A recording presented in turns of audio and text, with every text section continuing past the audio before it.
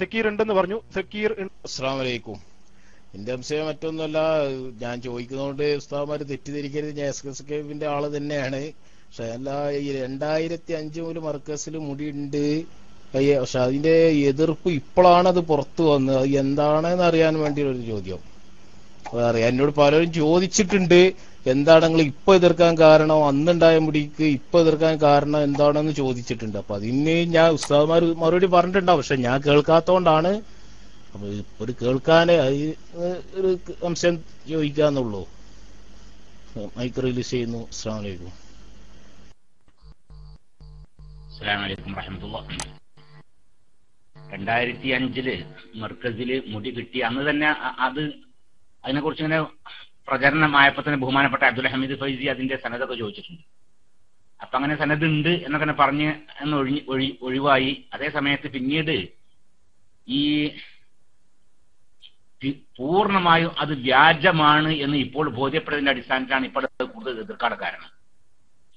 വ്യാജമാണ് ബോധ്യപ്പെടാനുള്ള കാരണം, ഒന്ന്, മർക്കസിന്റെ ഈ സമ്മേളനത്തില് മുടി കൈമാറുന്നതിന് മുമ്പായി അതിന്റെ സനദ് വായിക്കുന്നു എന്ന് പറഞ്ഞു. പിന്നെ അങ്ങനെ വായിച്ചത് നോക്കുമ്പോഴോ സനദല്ല, നെസബയാണ്. നെസബയെ സംബന്ധിച്ച് സനദ് എന്ന് പറഞ്ഞപ്പോ തന്നെ സംശയമല്ലോ, ഇതിലൊരു കിടല്ലോ, എന്താണ് നെസബ എന്താണ് സനദ് എന്ന് അറിയാത്ത കൂട്ടണമെന്നല്ലോ ഇവര്. അപ്പൊ അവിടെ ഒരു കളവുണ്ടായി, ഒരു കബളിപ്പുണ്ടായി. പിന്നീട് അറിയുന്നത് ഈ മുടി കൊടുത്ത ഹസ്രജിയുടെ അടുക്കല് ആയിരക്കണക്കിൽ വരുന്ന മുടികളുണ്ട്, 4 or 5 കെട്ടുണ്ട് മുടി. അതിന്റെ നീളം AP-യുടെ തന്നെ സൈറ്റിൽ പറഞ്ഞതനുസരിച്ച് യുഖാരിബു മിത്രൻ, ഏകദേശം 1 മീറ്ററോളം വലിപ്പമുള്ള മുടികള്, അങ്ങനത്തെ കെട്ടുകണക്കിൽ മുടികളുണ്ട്.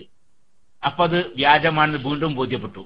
പിന്നെ ഇപ്പൊ അവസാനം അത് പൂർണ്ണമായിട്ട് ബോധ്യപ്പെട്ട്. കാരണം എന്താണ്, ഇത് കിട്ടിയത് പിന്നെ ഇയാളുടെ അടുത്താണ്, പിന്നെ ജാലിയവാലിന്റെ അടുത്താണ് കിട്ടിയത്. കാരണം പലതും ഉണ്ട്, അതിനൊന്നും സനതും ഇല്ല. അപ്പൊ ഈ രീതിയിൽ പൂർണ്ണമായും അത് കളവാണെന്ന് 100% ബോധ്യപ്പെട്ടതിന്റെ അടിസ്ഥാനത്തിലാണ് ഇപ്പോൾ അത് എതിർക്കുന്നത് എന്ന് സഹോദരൻ മനസ്സിലാക്കുക. ഇനി അടുത്ത ആൾക്ക് ചോദിക്കാം.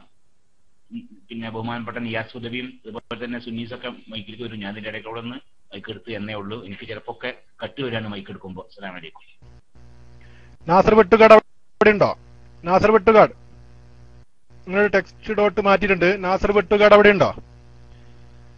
നാസർ വെട്ടുകാട്, ഒരു എസ് അടിച്ച് നിങ്ങൾ അവിടെ ഉണ്ടെങ്കിൽ. അദ്ദേഹം പോയി. അൽമനാക്ക് 2011 അവിടെ ഉണ്ടോ?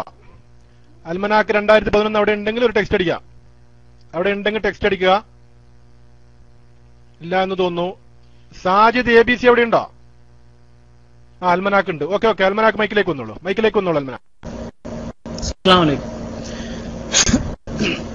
ഞാനൊരു SKFന്റെ പ്രവർത്തകനാണ്. എനിക്ക് അത്ര വലിയ സംശയങ്ങളും കാര്യങ്ങളും ഉണ്ടായിരുന്നില്ല. എൻ്റെ ഒരു സംശയം എന്ന് വെച്ചാലേ, ഇപ്പം ഇന്നലെ മറ്റേ ഇയാൾ ഈ നൗഷാദ് ഹസനി എന്ന് പറയുന്ന ഒരു പാർട്ടി, അയാൾ ഇന്നലെ സംസാരിച്ചുകൊണ്ടിരിക്കുമ്പോൾ പറഞ്ഞു മുടിക്ക് ഇതളുകൾ വന്നേക്കുന്നു, മറ്റേ ഇലകൾ വന്നേക്കുന്നു, അത് വന്നേക്കുന്നു, ഇത് വന്നേക്കുന്നു, അയാൾ കണ്ടേക്കുന്നു പറഞ്ഞു. അതിൽ നിന്ന് കിട്ടിയ ഇതളുകളാണ് ഹമീദ് ഫൈസിക്ക് കിട്ടിയതെന്ന് പറഞ്ഞു. അത് ആധികാരികമായിട്ട് അയാൾ തിരിച്ചേൽപ്പിക്കണമെന്ന് അവകാശപ്പെടുകയും ചെയ്തു.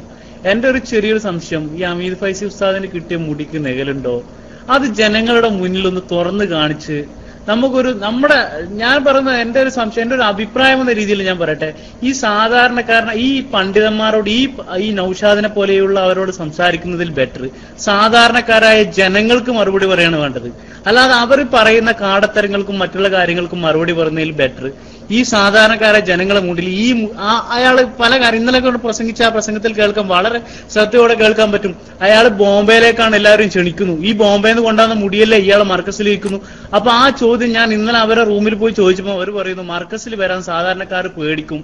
എന്താ പേടി എന്നുള്ള ജനങ്ങൾക്ക് എന്താണ് സാധാരണ ഇവിടെ കുറെ DM എടുക്കും. ഞാൻ മൈക്ക് റിലീസ് ചെയ്യുന്നു കേട്ടോ. ഉസ്താദ് ശബ്ദം കേൾക്കുന്ന ഉസ്താദ് തന്നെയായിരുന്നു അതിനെ കുറിച്ച് പറയാൻ കൂടുതൽ അർഹനായിട്ടുള്ളത്.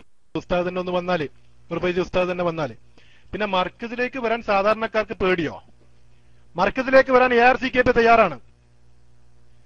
അമ്പലക്കടവ് ഫൈസി ഉസ്താദ് ചോദിച്ചതുപോലെയുള്ള പരീക്ഷണങ്ങൾ ചെയ്യാൻ സന്നദ്ധരായിട്ടുള്ള ഏതെങ്കിലും വിഘടിതർ ആരെങ്കിലും ഉണ്ടെങ്കിൽ ARCKP വരാൻ തയ്യാറാണ്. മർക്കസിലേക്ക് ഒറ്റക്ക് വരാൻ തയ്യാറാണ്. ഒരാളെയും പേടിയില്ല പ്രിയപ്പെട്ട സുഹൃത്തെ, ഒരാളെയും പേടിക്കുകയുമില്ല. വയസ്സ് എത്രയാണ് ARCKP? ഇല്ല, അവരെ പേടിയൊന്നും ഇല്ല. ഏതായാലും ഇൻഷാല്ലാ സുന്നിസം മൈക്കിലേക്ക് വന്നിട്ട് അതിന് മറുപടി പറഞ്ഞോളൂ. ഇന്നലെ ഉച്ചക്ക് കൂടി അതിനെക്കുറിച്ച് നൂർ ഫൈസി ഉസ്താദ് എന്നോട് പറഞ്ഞതേ ഉള്ളൂ. അപ്പൊ നൂർ ഫൈസി ഉസ്താദ് സുന്നിസം എന്നുള്ള ഐഡിയയുള്ള നമ്മുടെ നൗഷാദ് സാഹിബ് അതിനെക്കുറിച്ച് മറുപടി പറയുന്നതായിരിക്കും നല്ലത്. അദ്ദേഹത്തിന്റെ ചോദ്യം, നൗഷാദ് ഹസനിന്റെ കയ്യിലുള്ളതിന് എതളുകൾ വരുന്നു, ചെതല് വരാതിരുന്നാൽ മതിയായിരുന്നു. അത് ചെതല് വരാതെ സൂക്ഷിക്കേണ്ടത് നിങ്ങളുടെ കടമയാണ്, ആകെയുള്ള സാധനമാണ്, ഇത് നഷ്ടപ്പെടാതെ സൂക്ഷിക്കുക. ഏതായാലും ഇതളുകൾ വരുന്നു, നിഴലില്ല എന്ന് അവർ മാത്രമേ കാണുന്നുള്ളൂ, മറ്റാർക്കൊട്ട് കാണിക്കുന്നുമില്ല. കണ്ട ചിലരൊക്കെ അള്ളാഹു ആലം. ഏതായാലും ഞാൻ കൂടുതൽ പറയുന്നില്ല. സുന്നിസം അതിന്റെ ബാക്കി പറഞ്ഞോളൂ. ഞാൻ മൈക്ക് റിലീസ് ചെയ്തു. അസ്സലാമു അലൈക്കും.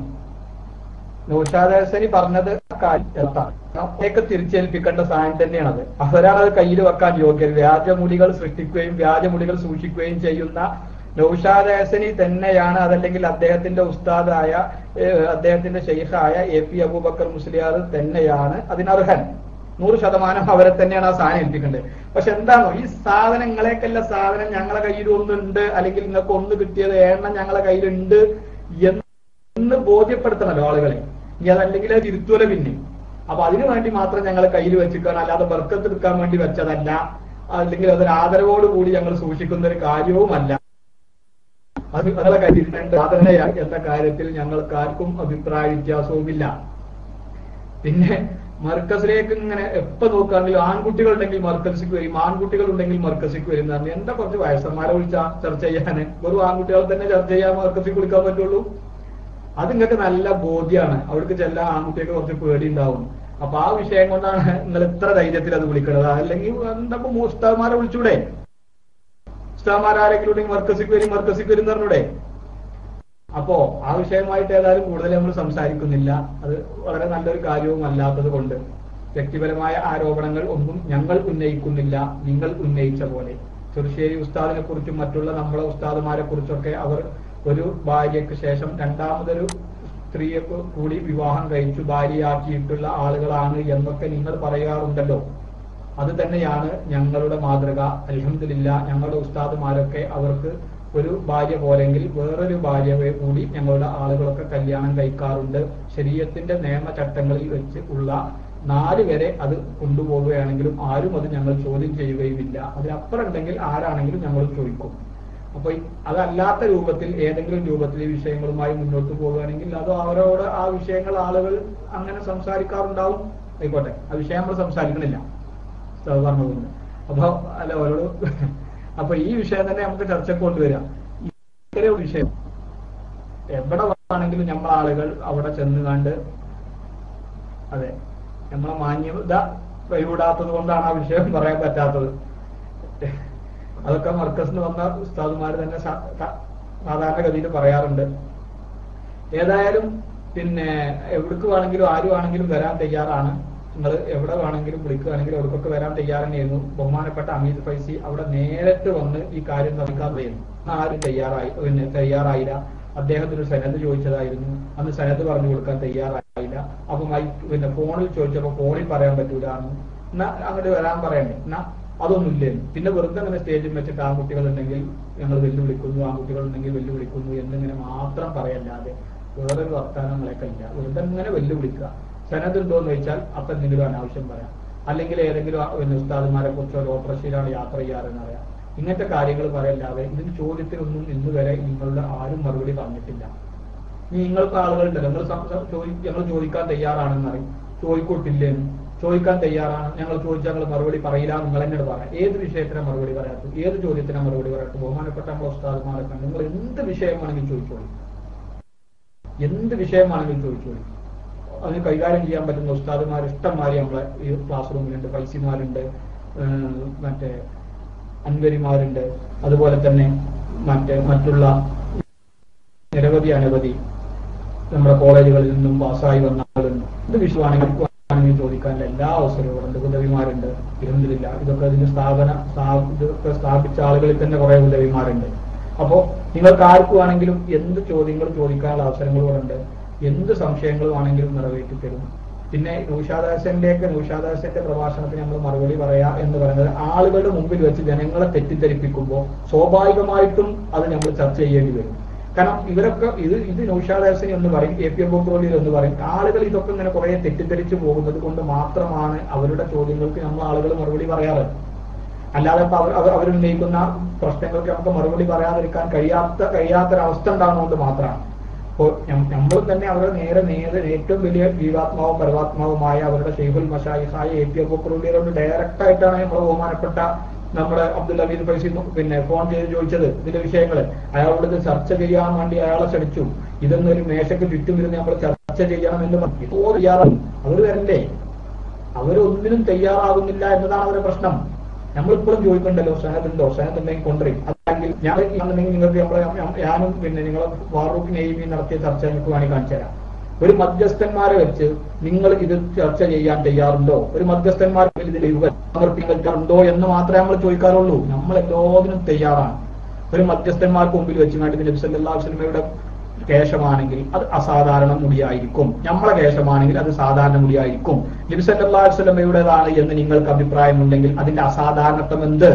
ഇതാണ് നമ്മുടെ ചോദ്യം. അത് തെളിയിച്ച് തന്നാൽ മതി. സനദങ്ങളെയൊക്കെ അത് വീണുപോയി, അത് നിങ്ങളെ കയ്യിൽ കിട്ടിയില്ല എന്നുണ്ടെങ്കിൽ അതൊക്കെ അടുത്ത ഇതാണ്, അടുത്ത കാര്യങ്ങൾ. അതും പിന്നെ നമ്മൾ ചേർത്തൊന്നും പോകേണ്ട ആവശ്യം ഉണ്ടായിരുന്നില്ല. യഥാർത്ഥമായ സനദ്, സത്യസന്ധമായ സനദാണെങ്കിൽ പിന്നെ നമുക്ക് ആ മുടിയെ കുറിച്ച് വീണ്ടും നമുക്ക് തെളിയിക്കണമെന്നൊന്നും അറിയില്ല. ബഹുമാൻ അബ്റാം റസീബ് റളിയല്ലാഹു അൻഹു ഒക്കെ നമുക്ക് കാണിച്ചു തന്ന മാതൃക അതാണ്. പിന്നെ അതിന്റെ യഥാർത്ഥമായ സനദുകളെ കുറിച്ച് ചോദിക്കും. അതേശോ ജനവും പണ്ഡിതന്മാർക്കും ബോധ്യപ്പെടാൻ വേണ്ടി 3 രൂപത്തിലുള്ള ടെസ്റ്റുകൾ നടത്തുകയും ചെയ്തു. ഇന്ന് ബാൽ മസ്ജിദിൽ, പിന്നെ കാശ്മീരിലെ ബാൽ മസ്ജിദിൽ, അസത്ത് ബാൽ മസ്ജിദിൽ സൂക്ഷിക്കപ്പെടുന്ന ആ പ്രവാചക തിരുമേനി സല്ലല്ലാഹു അലൈഹി വസല്ലമയുടെ തിരുകേശം, അതിന്റെ യഥാർത്ഥമായ സിഹത്തുകൾ, അദ്ദേഹത്തിന്റെ മുറബ്ബിയ അതിന്റെ എല്ലാ സിഹത്തുകളും നേരിട്ട് മനസ്സിലാക്കിയ ശേഷം വീണ്ടും പണ്ഡിതന്മാർക്ക് മുമ്പിൽ വെച്ച് 3 രൂപത്തിലുള്ള ടെസ്റ്റുകൾ നടത്തി. ഇങ്ങനെ തന്നെയാണ് നമ്മൾ പാരമ്പര്യം. അപ്പൊ അതുകൊണ്ട് നമ്മളിപ്പോ പറയുന്നതുകൊണ്ട് നിങ്ങൾക്ക് ഇനി സനദില്ലെങ്കിൽ വേണ്ട, ഇത് നിങ്ങൾ നമ്മൾ ചെറുശ്ശേരി ഉസ്താദ് പറഞ്ഞു, നിങ്ങൾ അതിന് റസൂലുള്ളാഹി സ്വല്ലല്ലാഹു അലൈഹി വസല്ലമയുടെ കേശമാണെങ്കിൽ അത് അസാധാരണ മുടിയാവുമല്ലോ, ആ അസാധാരണത്വം പിന്നെ ഇവിടെ തെളിയിക്കാൻ നിങ്ങൾ തയ്യാറാകണം. ഇത്ര മാത്രമേ നമ്മൾ പറഞ്ഞുള്ളൂ. അതിന്റെ പേരിൽ കണ്ടമാനം വെല്ലുവിളികളും അതിന് വെറുതെ ഇങ്ങനെ കുറെ ആരോപണങ്ങൾ ഉന്നയിക്കുകയും ഉസ്താദ്മാരെ കുറെ തെറി പറയുകയും, ഇതാണ് എന്ത് മറുപടി ആയിട്ടുള്ളത്? ഇത് ചോദിക്കുമ്പോൾ ഇത്ര ഈ വിഷയം എത്രമാത്രം ഗൗരവമായി ചൂടാണ്ടിയും അല്ലെങ്കിൽ ഒരു വെറുതെ ഇത് ഒരു പ്രകോപനം ഉണ്ടാക്കി ആളുകളെയൊക്കെ കേൾക്കേണ്ട വിഷയമില്ല. മാന്യമായ വിഷയം ചർച്ച ചെയ്യാനായിരുന്നു സമസ്ത കേരള ജമിയത്തുൽ ഉലമയുടെ ആളുകൾ തയ്യാറായിരുന്നത്.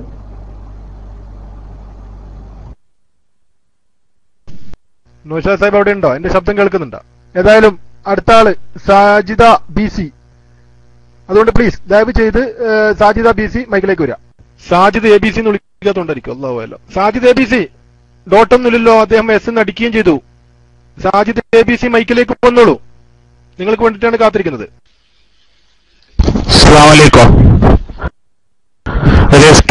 പ്രവർത്തനാണ് ഞാൻ. അഫീഷ്യോ ചാടരുത്. ആ A B C Sajid A B C.